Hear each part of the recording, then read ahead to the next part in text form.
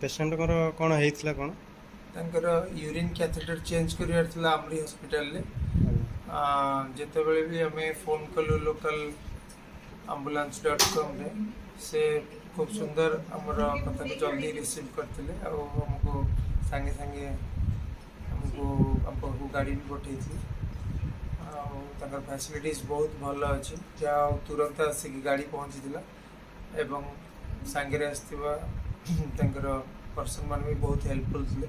ଆମକୁ 3 ମହଲା ଉପରୁ ନେଇକି ତଳ ପର୍ଯ୍ୟନ୍ତ ବି ପ୍ରତ୍ୟେକ କାର୍ଯ୍ୟରେ ସେ ଆମକୁ ସାହାଯ୍ୟ ବି କରିଥିଲେ ଆମରି ହସ୍ପିଟାଲ ପହଞ୍ଚିବା ପର୍ଯ୍ୟନ୍ତ, ଆଉ ଆଣିକି ଘରେ ମଧ୍ୟ ଡ୍ରପ୍ ବି କରିଥିଲେ। ତାଙ୍କର ଫ୍ୟାସିଲିଟିଜ୍ ବହୁତ ଭଲ, ବହୁତ ଉନ୍ନତମାନର ଅଛି। ତେଣୁ ଆପଣ କୌଣସି ଅସୁବିଧା ବେଳେ ଲୋକାଲ୍ ambulance.com କଲ୍ କରିପାରିବେ। ଧନ୍ୟବାଦ। ଆଉ କିଛି ପ୍ରୋବ୍ଲେମ୍ ହେଇଛି କି ସାର୍?